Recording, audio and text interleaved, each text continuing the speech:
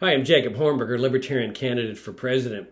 The top three GOP candidates for president, Donald Trump, Ron DeSantis, and Nikki Haley, and perhaps others of them, are all saying that if they are elected president, they intend to use military force against drug cartels in Mexico. That means dropping bombs on people in that foreign country, firing missiles at them, possibly even sending U.S. troops across the border to battle these cartels. It would be difficult to find something more utterly inane than this concept. Apparently, making America number one in the killing field is just not enough for these people. I mean, Martin Luther King pointed this out a long time ago. The U.S. government is the greatest purveyor of violence in the world. Nobody denies that. Everybody agrees with it. I mean, who can beat the U.S. government in terms of wreaking violence around the world? Invasions, occupations, sanctions, embargoes, proxy wars, inciting conflicts between other nations, America's system of immigration controls, this socialist system along with the police state that comes with it, that's caused countless deaths along the border. The drug war. And now they want to expand this failed and destructive government program into a foreign country with death and destruction. Just think how many families are going to be destroyed, killed, including children, when they start dropping bombs in Mexico. And you can already imagine what they're going to say.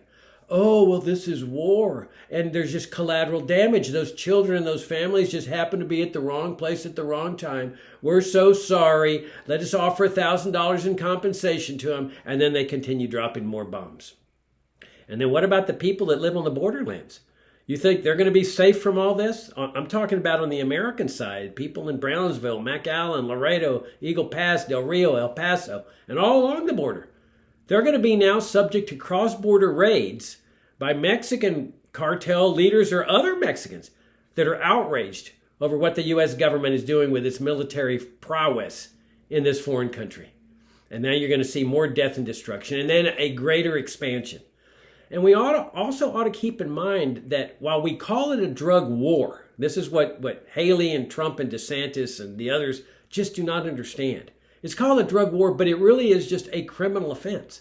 Drug violations are a criminal offense. And as such, we have the presumption of innocence, we have indictments, we have extraditions. They're looking at it as like a real war. Oh, we'll just get the military in there like the war on terrorism and start assassinating people, bombing people, killing people. Is unbelievable. And the inanity of this is the obtuseness of these people. When you point out to them that, hey, this is what alcohol prohibition was all about.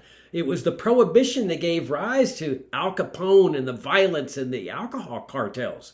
And that as soon as you ended prohibition, the cartels disappeared, which is exactly what would happen here if you just end drug prohibition. The cartels disappear. That's the way to deal with the cartels. Just disappear them by legalizing all these drugs and acknowledging that this is a failed government program.